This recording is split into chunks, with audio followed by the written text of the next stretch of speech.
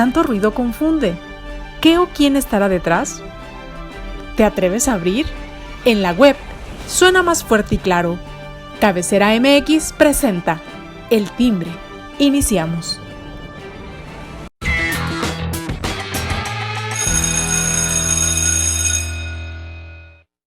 ¿Qué tal, amigos? Muy buen día, me da mucho gusto saludarlos. Ya estamos aquí en El Timbre, hoy en viernes, caluroso viernes en todo Guadalajara, el país. Yo creo que está haciendo un calor tremendo y bueno, la lluviecita de ayer creo que nada más vino a agrandecer y a subir los termómetros al parecer. Bueno, al menos esa es la sensación que se tiene.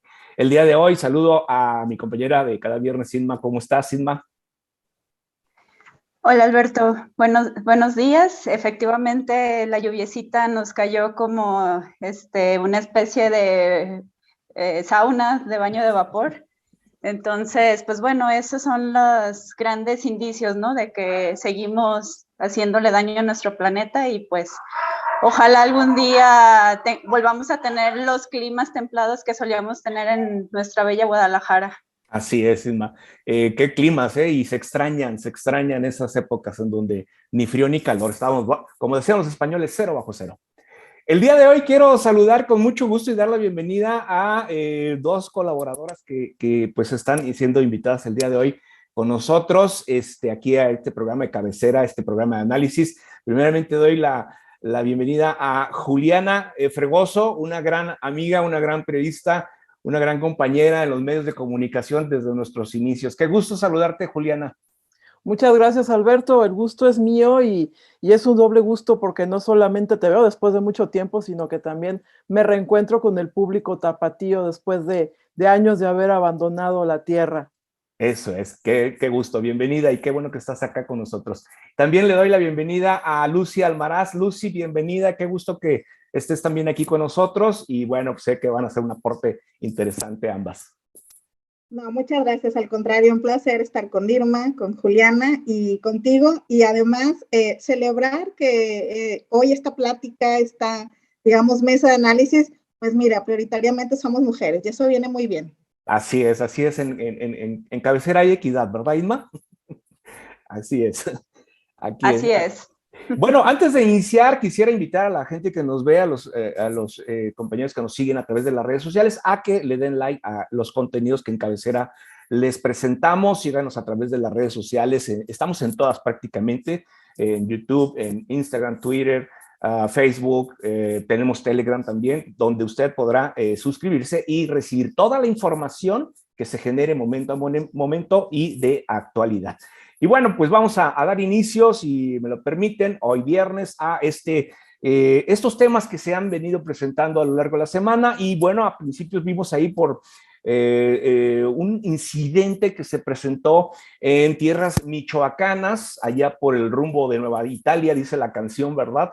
Allá por el rumbo de la Huacana, por aquel lado, en la famosa Tierra Caliente, donde pues un comando de miembros al parecer del cártel Jalisco Nueva Generación hicieron pues prácticamente le pegaron una corretiza a elementos pues del ejército, parece, de Fuerzas Armadas de México, pero se ve la forma en cómo pues los van pues siguiendo, ¿no? Pero puede ser grave, sí puede ser grave, pero también lo grave es lo que el presidente ha señalado, ¿no? Juliana, ¿qué nos dices? ¿Cómo ves las declaraciones del presidente?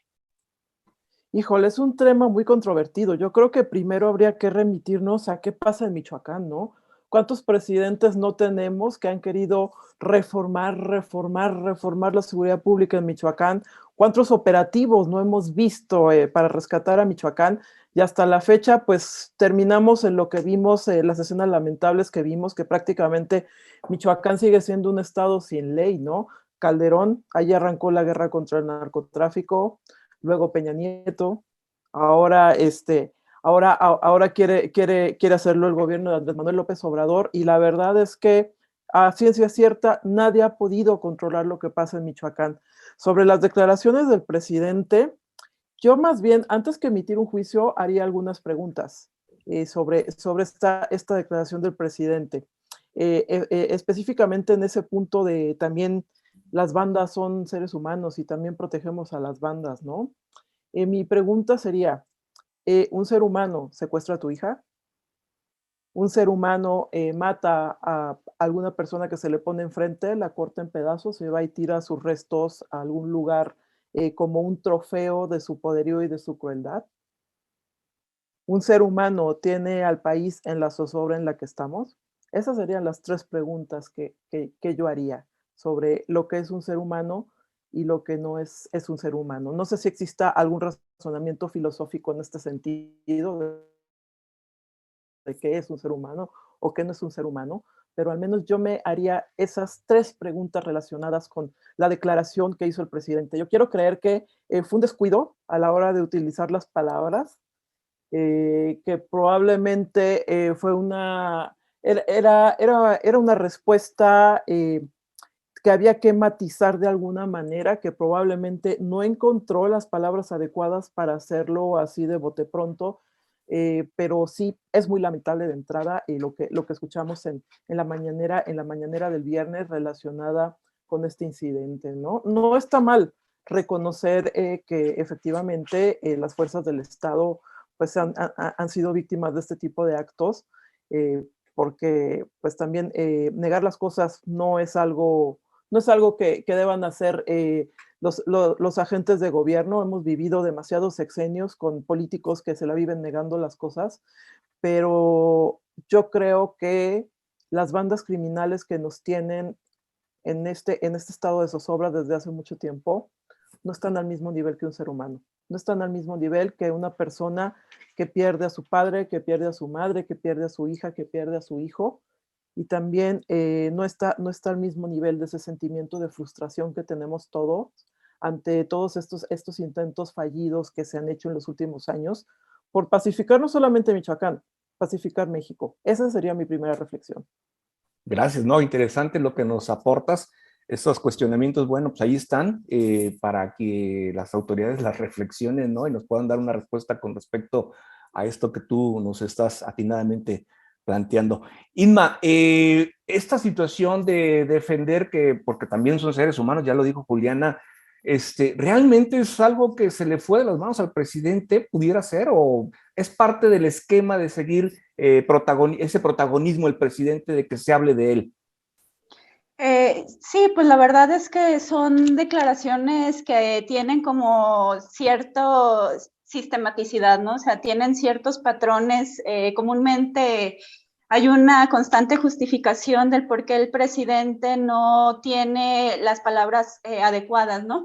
Pero realmente ya no es eso, sino que es una forma muy particular de percibir la realidad, ¿no? Que es lo que tiene el mandatario, ¿no? Y también agregando lo que comenta Juliana, o sea, quizá lo que pudiera haber referido en estas declaraciones es que se iba a atender el caso, que se iba a dar la investigación correspondiente, porque incluso no hay un posicionamiento, una declaración oficial por parte del ejército, ¿no? Entonces, desde ahí, pues, notamos que además de los altos niveles de incomunicación que hay entre esta gran esfera que controla el presidente con otras esferas al interior de su gobierno y de otras instituciones que también, pues obviamente llegan en un proceso de coordinación, pues aquí vemos también o sea, qué es lo que va a decir el ejército, ¿no? O sea, porque constantemente ya hemos visto que está siendo maniatado, que no es la primera situación que se presenta en donde tienen ese grado de sometimiento, ¿no? Basta señalar lo que sucedió en mayo del 2019, ¿no?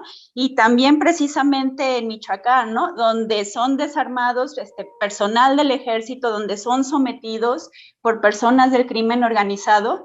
Y vemos estas imágenes que la primera impresión para la población en general es, o sea, en quién está en nuestras manos la seguridad, ¿no? En primer lugar.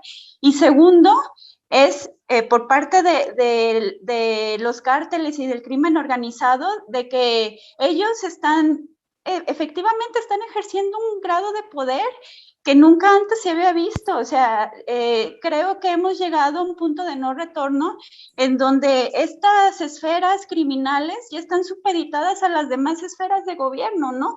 Y eso, pues, al final de cuentas, volvemos a lo mismo, es la falta de un Estado de Derecho, de un presidente que quiere imponerse a costa de, no solamente del discurso, ¿no? Sino incluso de la agenda, de la política de Estado.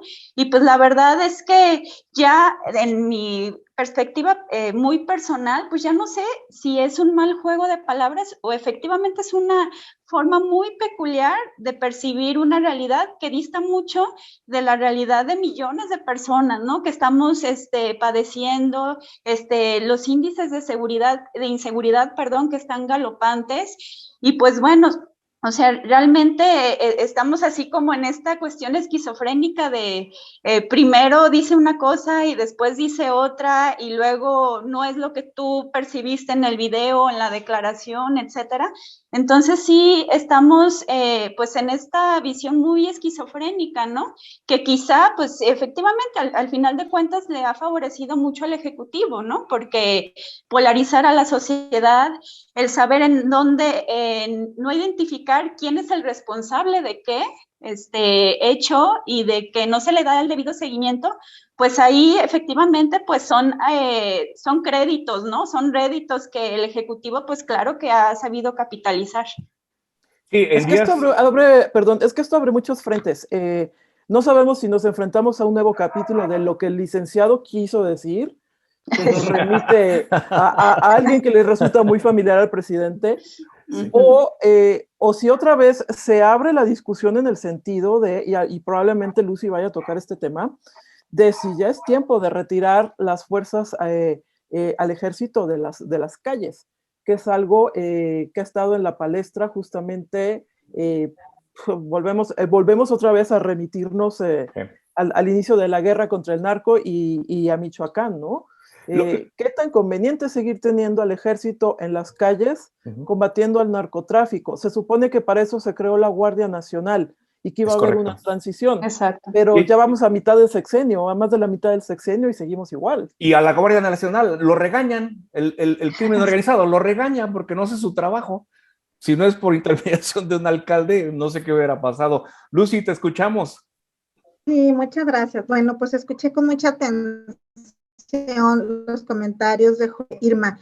Yo voy un paso atrás. Recordemos que cuando a los 2 meses que toma posesión Andrés Manuel López Obrador nos presenta su estrategia de seguridad, ¿no? Una estrategia amplia en donde precisamente establecía el modelo de la Guardia Nacional, incluso nos lo vendió como la panacea, ¿no? Es decir, como la solución mágica que iba a resolver el tema de inseguridad en México. Pero ha sido precisamente con él con quien hemos padecido delitos de alto impacto, ¿no? El tema de personas desaparecidas, el delito de feminicidio, cada vez más doloroso, nos duele cada vez más a las mujeres este delito, el tema de homicidios dolosos y otros más que se consideran de alto impacto, como el robo, ¿no?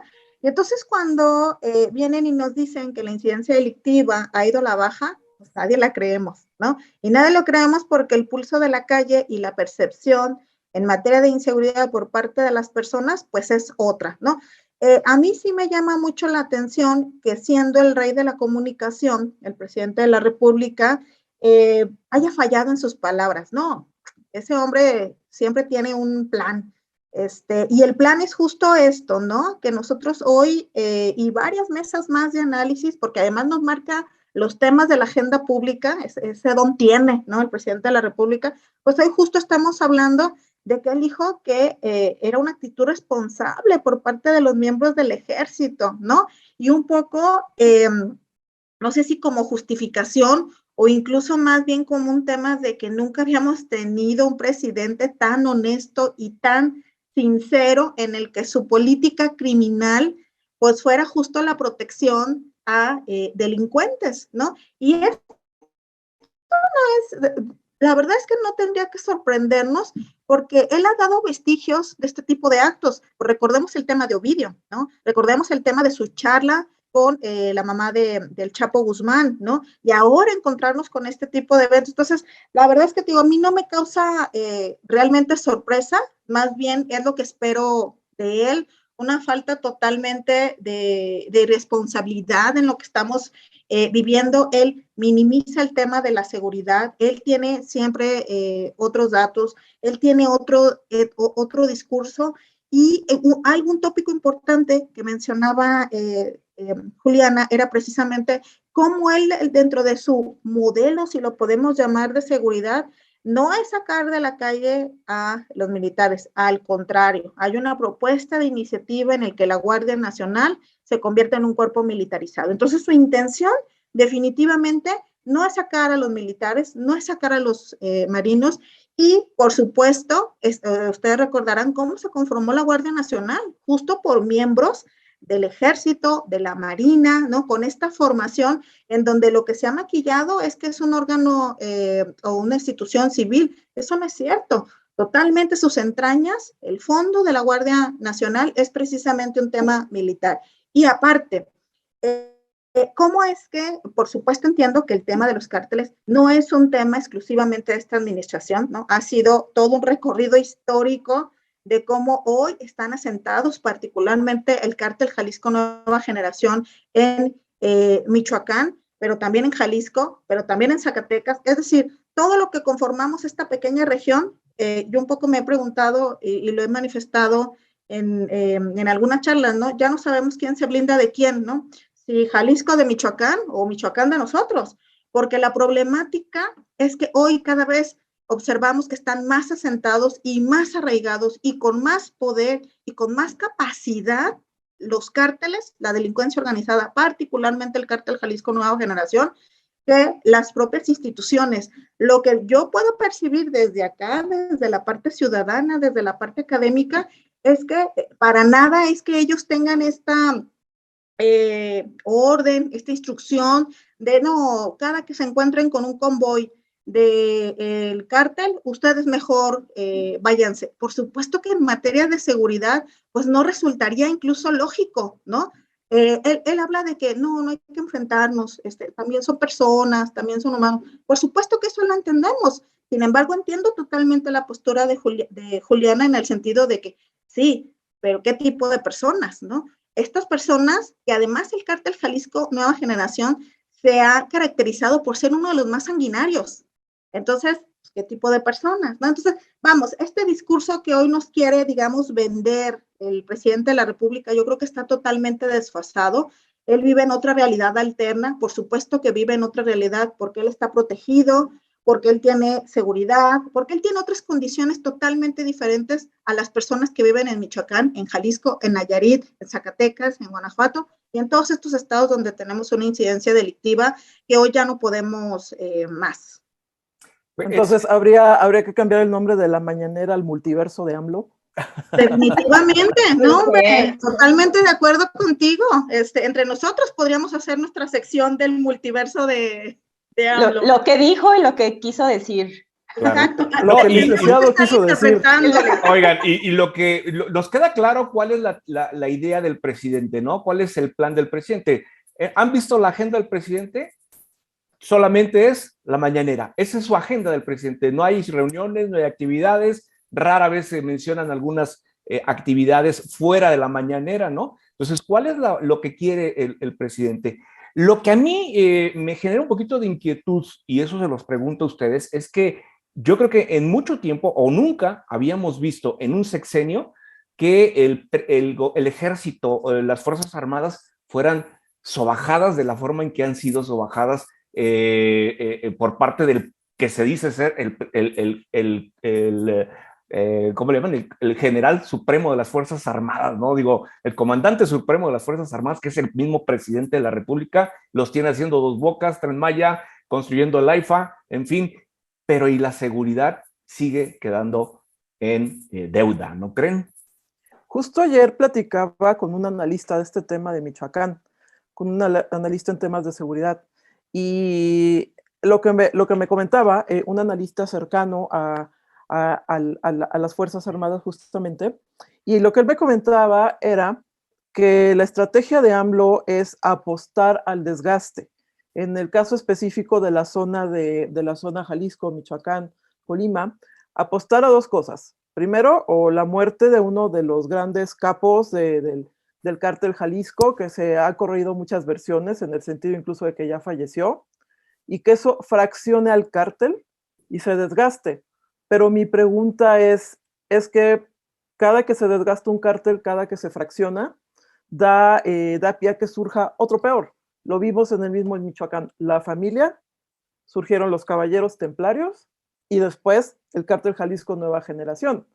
¿Qué pasaría si el cártel Jalisco, si efectivamente pasa lo que están previendo en el gobierno de México y por eso no hemos visto acciones espectaculares, por llamarle de alguna forma? Bueno, pues que inmediatamente Sinaloa se apropia de la plaza o de todos los remanentes de todos estos cárteles que ha habido en Michoacán, hacen un gran cártel y continúa el baño de sangre. No sabemos si con las mismas dimensiones de ahorita o todavía peor. Entonces esta política de abrazos y no balazos, pues que está apostando al desgaste de los cárteles, no sé a dónde nos va a llevar, porque pues los cárteles son como la medusa, tienen muchas cabezas y pues realmente no puedes matar a ninguna, porque luego te surgen otras más, ¿no? Y ese es el gran dilema.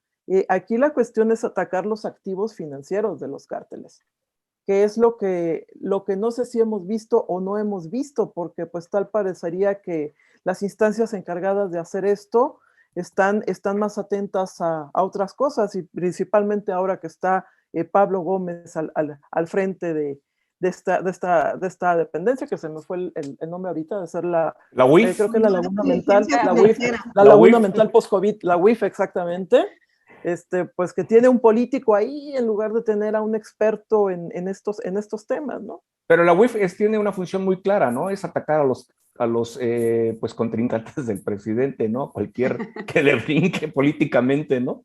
Exacto, dime a cuántos narcotraficantes hemos visto en lo que va del sexenio en la cárcel por delitos financieros. Claro. Fíjate, siguiendo esta misma dinámica, perdón, de Juliana, es que es como los tentáculos, ¿no?, de los cárteles, pues permean en todos los ámbitos. Y si de verdad, respecto a este análisis que nos comentabas, se le está apostando al desgaste, pues justo creo que va a acontecer lo contrario. Hoy estamos viendo que el fortalecimiento, por lo menos del cártel Jalisco Nueva Generación, es que tiene presencia en 22 de las 32 entidades, ¿no? Y que además ya tiene vínculos muy fortalecidos en Europa y en parte de Centroamérica, y entonces pues cada vez se está expandiendo más. Efectivamente, como Juliana lo dice, pues el gran riesgo es que de estas células delictivas que originalmente formaban parte de un cártel, pues deciden hacer su propio cártel, ¿no? De tal forma que hoy en México pues tenemos aproximadamente 25 cárteles, ¿no? Unos chiquitos, ¿no? Como el de Santa Rosa de Lima, que está muy especializado en el tema de hidrocarburos, pero que tiene un territorio pequeñito, pero que de todas formas hacen daño en el tema de delincuencia organizada. Y efectivamente coincido con el tema de que hoy la agenda no es la parte de seguridad. El presidente de la República tiene sus proyectos consentidos que no va a soltar y que entonces está poniendo toda la atención en ellos, y que todos los demás temas, pues cuando no los minimiza, cuando no dice que somos conservadores los que opinamos contrario a él tiene otros datos. Entonces, pues, simple y sencillamente la postura que hoy tiene el presidente de la República respecto a materia de seguridad, hoy no nos sirve. Adicional a eso, pues también los modelos estatales, si es que los hay, no abonan, porque teóricamente en materia de seguridad le toca a la federación, a los estados y los municipios, ¿no? ¿No la coordinación? Pero si esa coordinación, sí, pero les toca constitucionalmente, habla de que le toca a la federación, estados y municipios, y entonces tendrían que estarse coordinando, ¿no? Y eso hoy, por lo menos desde acá, no se ve. No se ve que Jalisco es uno de las entidades federativas que más número de efectivos de la Guardia Nacional tiene, y pareciera que no los tenemos. Es decir, la incidencia delictiva en Jalisco pues no ha bajado, ni tampoco ha abonado a que exista una verdadera coordinación, pues por lo menos con la policía estatal y policías municipales que tenemos aquí en Jalisco.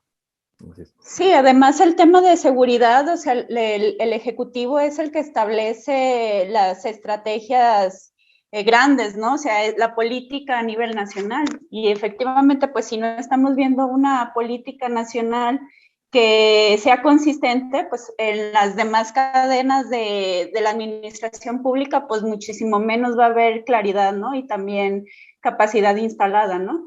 Y a lo que comentaba Juliana, pues, o sea, efectivamente estos procesos de atomización de los cárteles, pues, son cada vez más cruentos, más, pues, más duros, ¿no? Porque, pues, ya generaron una estructura paralela al Estado. O sea, ya se desplegaron tanto que ya cualquier fracción, cualquier desagregado que realicen, pues obviamente van a tener toda esta capacidad grande que han venido construyendo bajo la corrupción, bajo la ausencia de una política efectiva y que además, pues, o sea, estamos viendo que cada vez los impactos son más duros hacia la población, ¿no?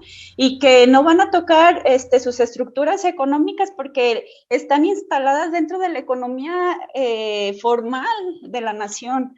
O sea, ya permearon pues en áreas en donde no se debía haber permeado y pues obviamente si le pegas, o sea, si haces estos, no sé, embargos o si haces este congelamiento de cuentas, etcétera, ya como en un nivel más macro, pues obviamente va a mover otras áreas, ¿no? Y también le va a pegar a muchísimos políticos y personas de altas esferas que están vinculados, ¿no? Ya sea a través del financiamiento electoral o ya sea a través de otros negocios que se pueden dar dentro de las administraciones públicas. Pero pues sí, realmente es pues es una espiral sin fin. Claro. Es un crimen organizado contra un Estado muy desorganizado. Es totalmente, que es lo que ha aprovechado, ¿verdad? Es lo que ha aprovechado el crimen organizado. Oigan, pues interesante todo lo que están aportando y obviamente pues invitamos a quienes nos están viendo y escuchando, pues a que opinen sobre este tipo de temas que están verdaderamente muy, muy interesantes, pero también el presidente da de qué hablar siempre y aún en sus giras. Y bueno, pues anunció que el presidente va a contratar pues a médicos especialistas, como que si en el país no hubiese suficientes médicos especialistas, ¿no, Juliana? Sí, que los va a traer de Cuba, ¿no? Digo, no tengo nada en contra de los médicos cubanos. Sé que en Cuba tienen un excelente sistema sanitario, pero pues justo hoy tenemos una manifestación aquí afuera de la Secretaría de Gobernación en Ciudad de México, de la Unión Nacional de Enfermeras, que están pidiendo aumento de sueldos y condiciones dignas de trabajo. Digo, la cuestión es, primero, soluciona las condiciones del personal sanitario que tienes aquí, que yo creo que después de la pandemia, si hay un sector con el que debemos de estar endeudados todos los mexicanos, es precisamente el sector médico, ¿no? Entonces, primero, soluciona la informalidad en la que trabajan muchos médicos, soluciona las carencias que hay en muchas clínicas y soluciona la situación laboral y la explotación también de la que de alguna forma son víctimas todo el personal que se dedica a este tipo de labores, porque pues hemos visto que en muchas instituciones tienen contratos infames de trabajos de 48 horas por descansos de 24, una lista interminable de pacientes. Entonces ahí sí es un punto muy sensible y repito, porque esto se puede prestar a malinterpretaciones. No quiero que al rato me traigan en lo que la licenciada quiso decir.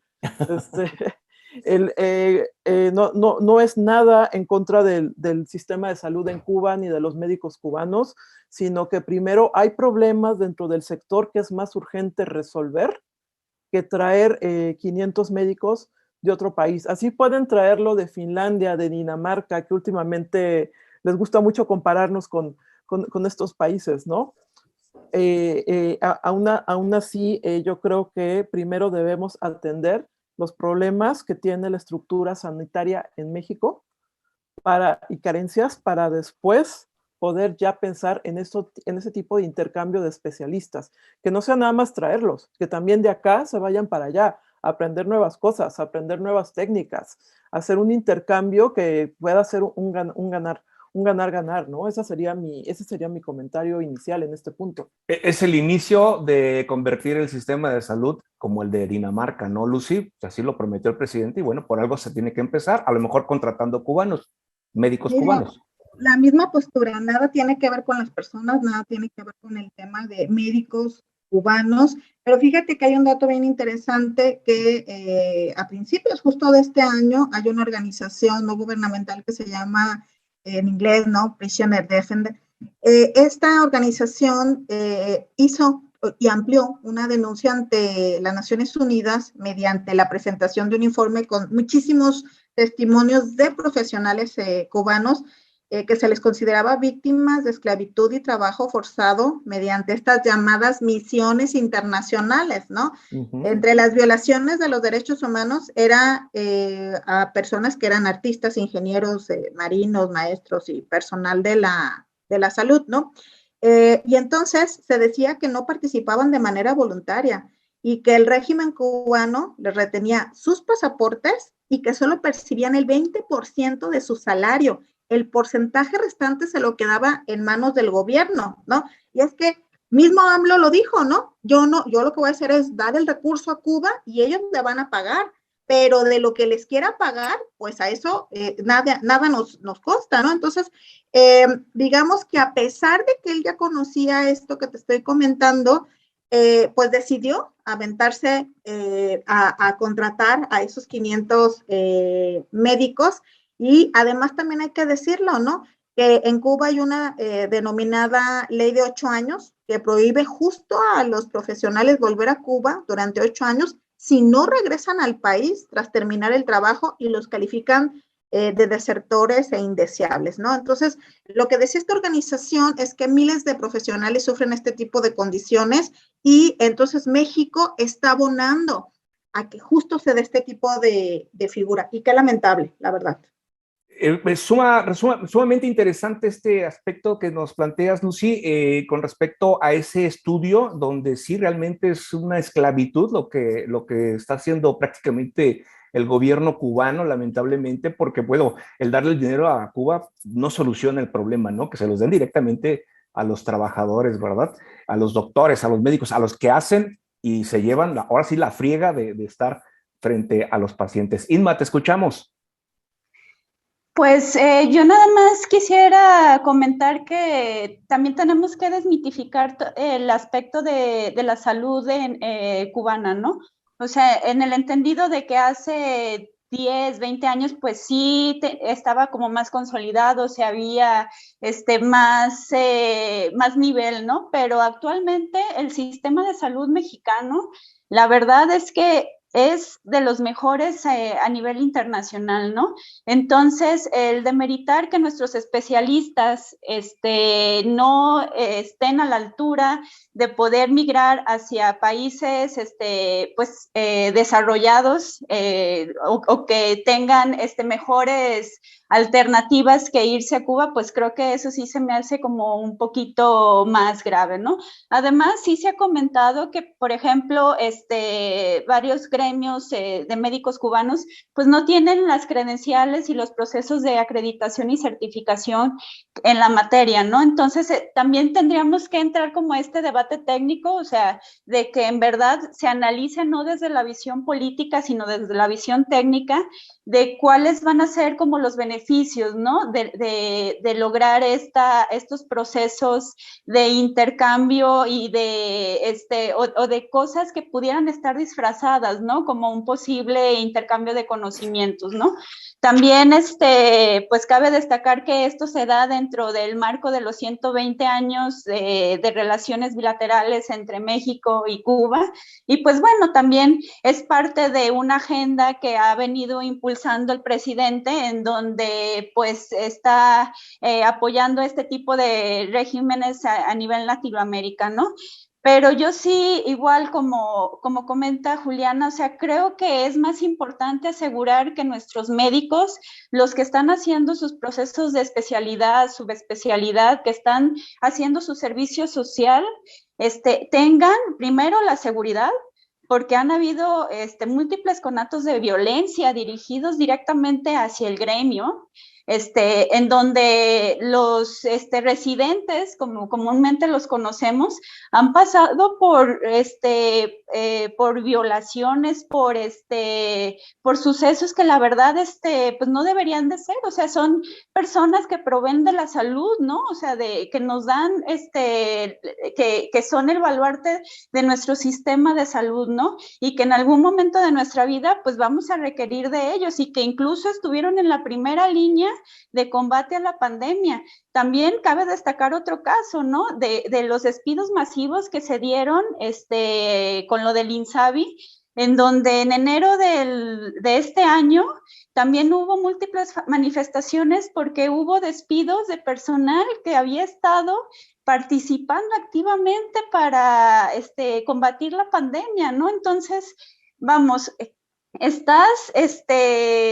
o sea, ¿cómo estás premiando, no? Que este personal que es altamente calificado, que ha estado trabajando bajo insumos escasos, que ha estado en zonas que son de alta inseguridad, y que a la hora de la hora les dices, no, ¿sabes qué? Pues vamos a traer a otras personas del extranjero, porque pues tú no eres de utilidad, ¿no? O tú no estás a la altura de las necesidades. Yo creo que esto sí tiene que ser más técnico, y que definitivamente, pues si se da esta posible colaboración, yo creo que sí tendría que ser bajo un esquema en donde el gremio de médicos nacionales pues salga beneficiado, ¿no? Y por último, sí me gustaría agregar que también hace el presidente otro referente que dice que este marco de colaboración se da porque hay escasez de médicos en las zonas vulnerables, cuando sabemos que pues la realidad no es, o sea, no es esa, es muy diferente, ¿no? Y también da pues estos adjetivos de que no quieren estar ahí en esas zonas porque tienen familia y porque no les gusta estar apartados de sus seres queridos. Pues la verdad es que no, o sea, yo creo que más que nada el sistema de salud en zonas altamente vulnerables primero tiene que enfrentar a inseguridad que muchas veces son originadas por estos grupos criminales, estos cárteles o como se le quiera llamar, y también a las cuestiones de usos y costumbres, ¿no? En donde la atención a enfermedades que son como más complejas, más graves, pues obviamente a veces chocan contra las cosmovisiones de las comunidades, ¿no? Entonces, yo insisto, o sea, esto tiene que ser meramente técnico y no podemos también estar poniendo otra vez el mito de que